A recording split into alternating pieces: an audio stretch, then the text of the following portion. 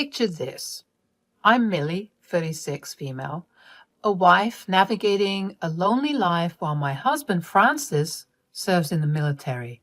Yep, he's been deployed for some time, which, trust me, comes with its own set of challenges.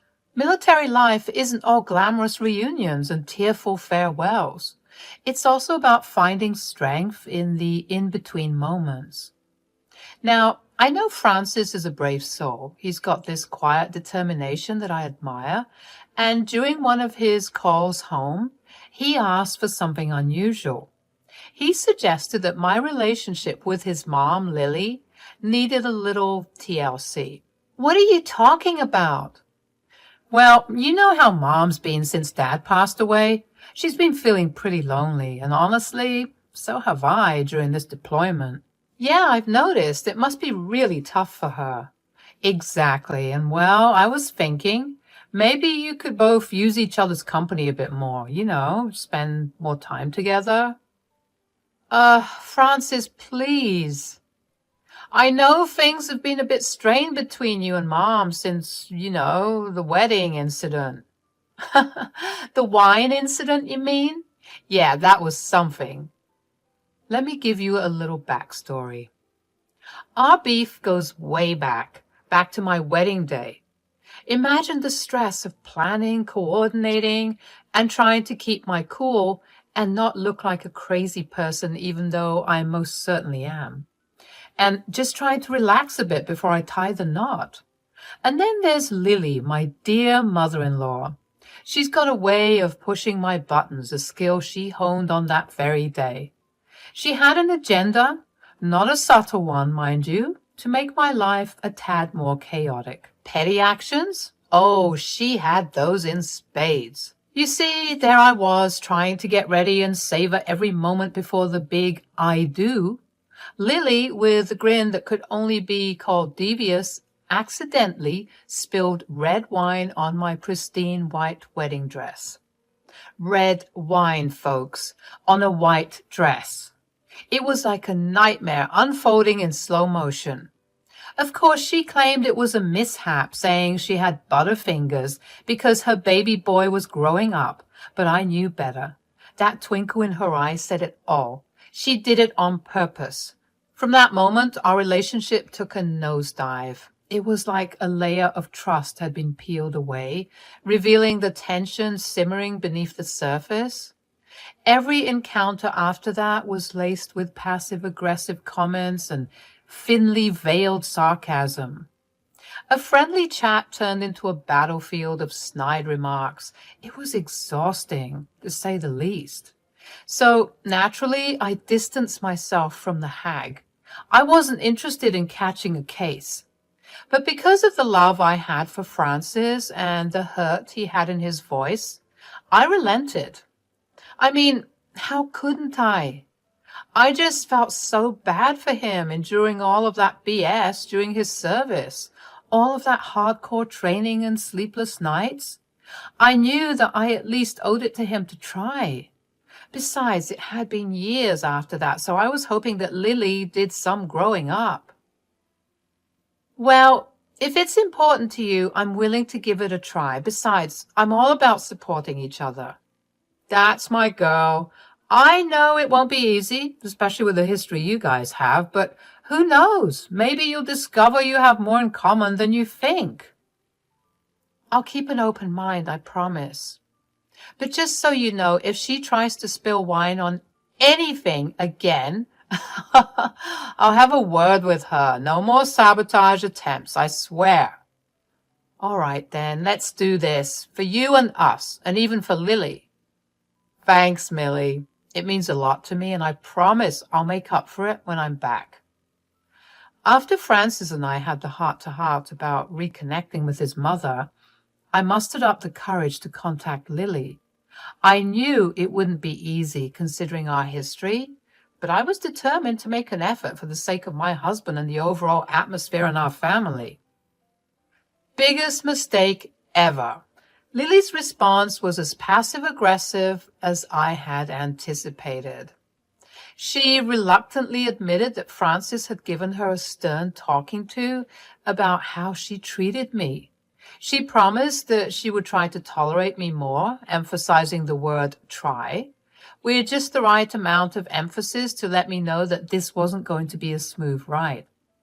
So we began to spend more time together. It was rocky at first with the tension in the air, so thick that you could practically cut it with a knife. But slowly we found some common ground, bonding over old family stories and shared experiences. Things were decent, at least for a while, but then old Lily started to rear her ugly head again. It was subtle at first, those little jabs and digs that only I seemed to notice. A snide comment here, a passive-aggressive remark there. So, Mean Girls in high school, it was pathetic. It was like she couldn't help herself, and it was driving me absolutely insane. Months went by and the frustration kept building. I was tired of being the nice girl who was trying so hard to make things work. I had enough of the fake smiles and forced conversations. I wanted to address the elephant in the room, no matter how uncomfortable it might be. So one day, I gathered my courage and decided to confront Lily about her behavior. We were at her place, sipping on some tea that I swear tasted more bitter than usual. As I tried to find the right words, my heart was racing a mile a minute. Finally, I just blurted it out.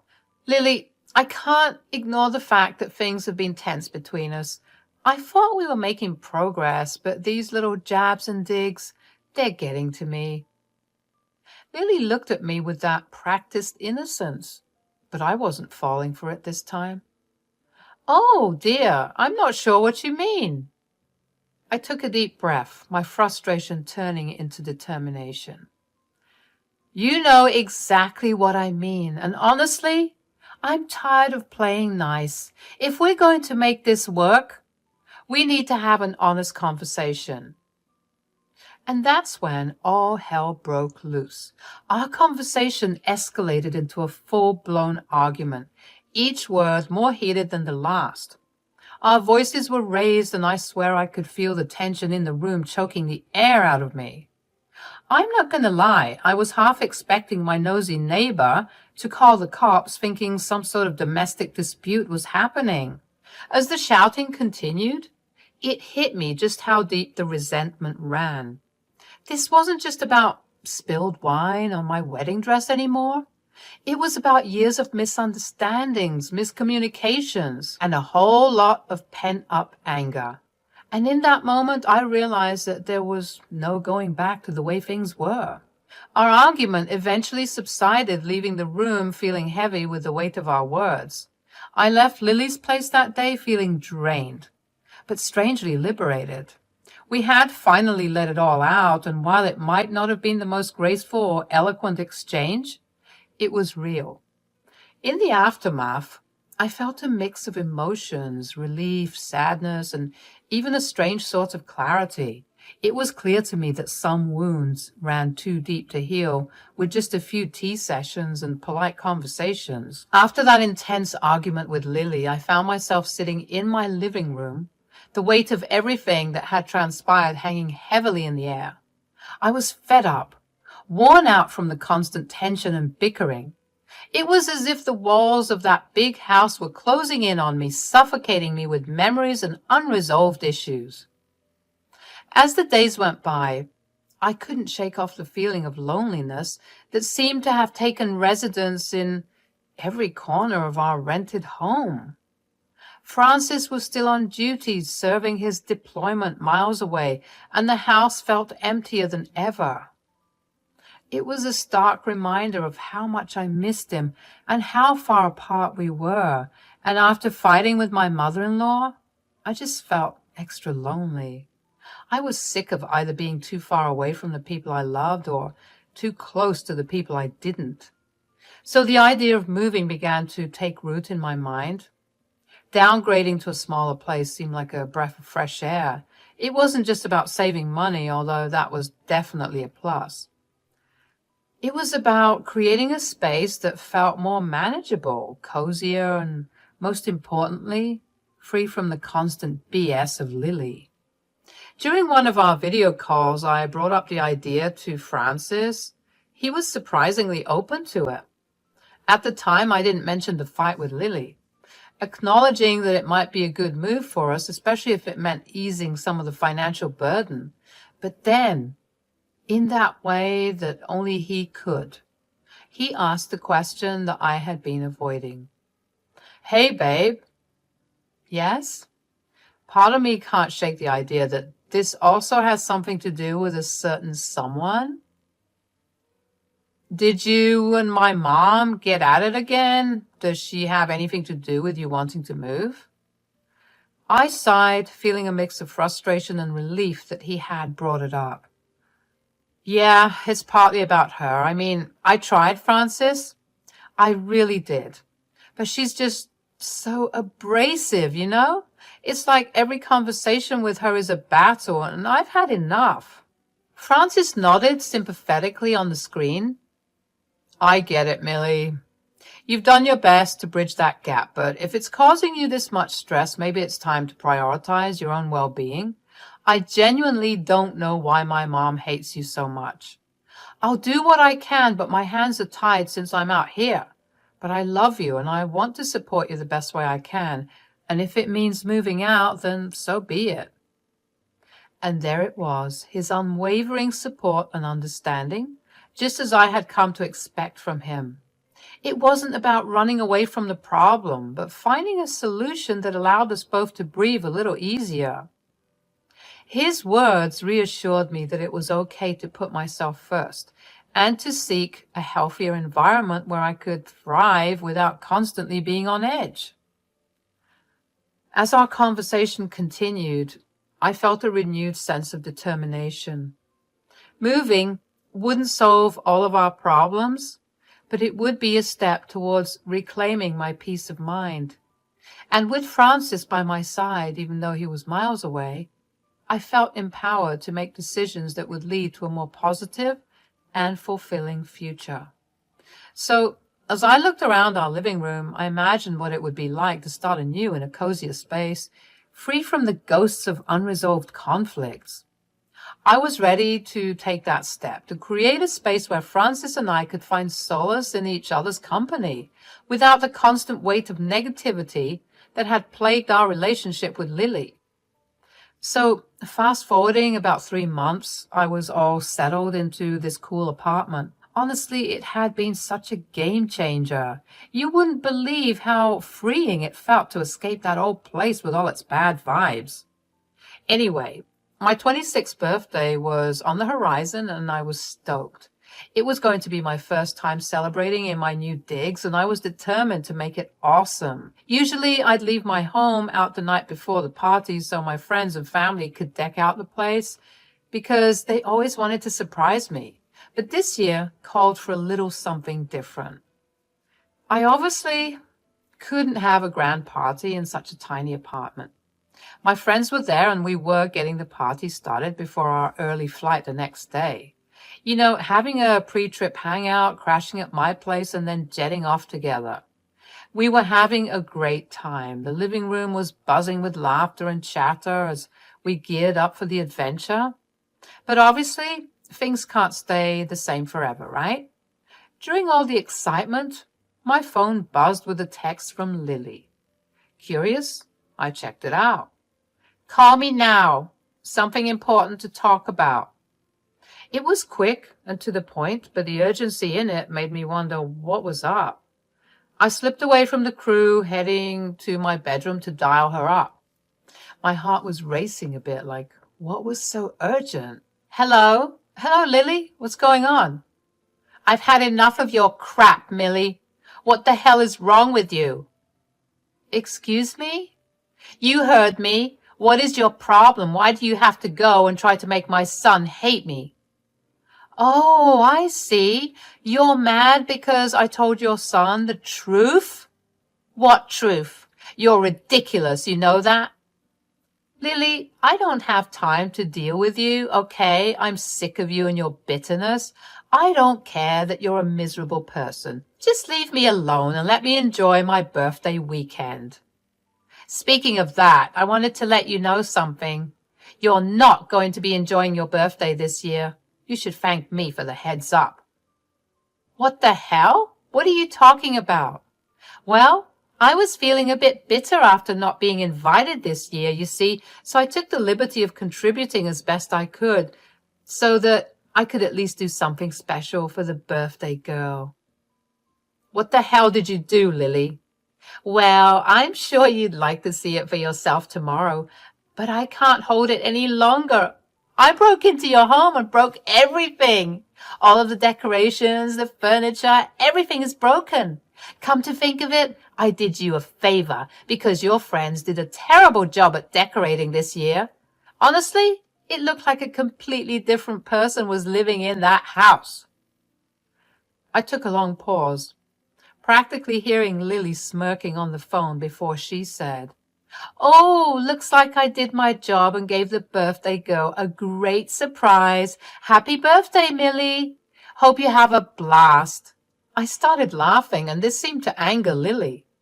"Why are you laughing? What's so funny? You should be crying right now." "Oh, Lily, you idiot." "Excuse me?" "You think you're so smart, don't you? Well, I will say one thing. You did manage to surprise me, that's for sure. I didn't know you could be so horrible, but you made a big mistake, love." "Oh, yeah? And what's that?" "That's not my house." "What? Have you lost your mind or something?" "Nope. But you will once you realize whose house you just broke into and vandalized." So I spilled the beans to Lily about my move 3 months back. I guess it was kind of unexpected for her to hear that I'd decided to pack up and leave. The old house was history, and in its place was this new sheriff who had rolled into town. Yeah, this sheriff, Liam, he had snagged the house. He was new to the area and was planning on moving in with his family. I had met him a couple of times and I could already tell he was one of those genuinely nice guys. Like, he was all about getting his place ship-shape before his family came over. As I explained all this to Lily, I could sense her mood changing. She was starting to freak out, and I knew why. Lily realized that she had just messed with the wrong person big time.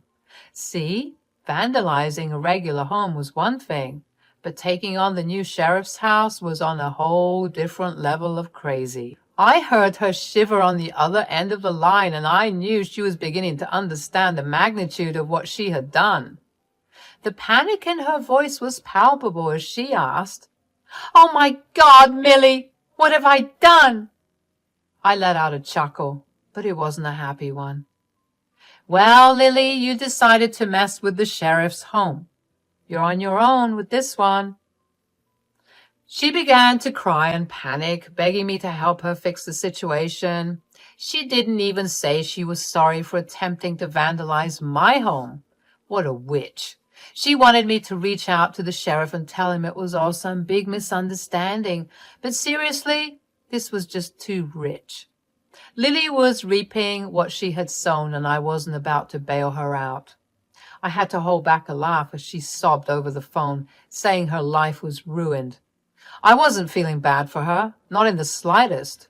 She had played these games for years, and now she was facing the consequences.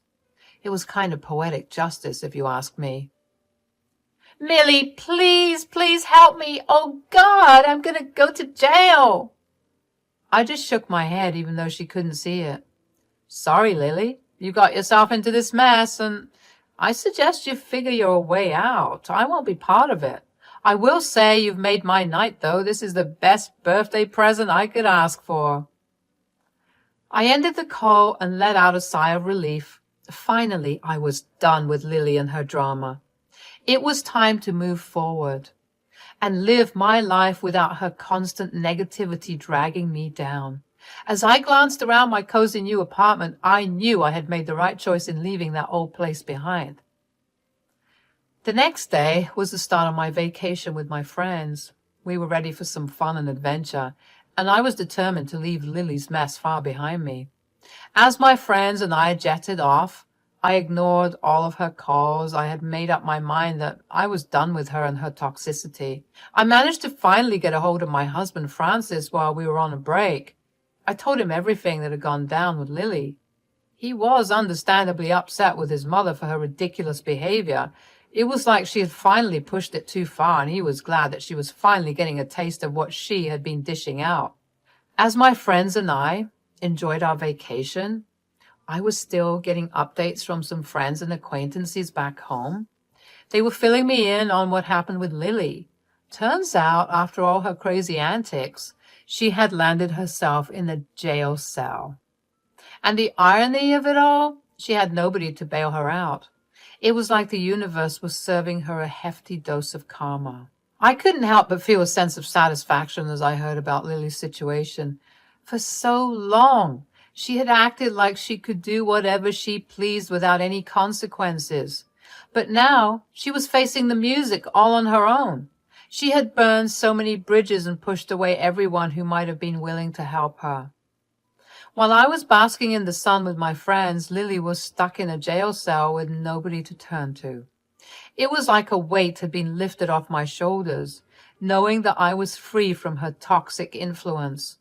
I was no longer going to be dragged down by her manipulations and hurtful actions. As my vacation came to an end, I returned home feeling refreshed and renewed. Lily's chapter in my life was officially closed, and I was ready to move forward without her. It was a liberating feeling knowing that I had taken control of my own happiness and left behind the negativity that had held me back for so long.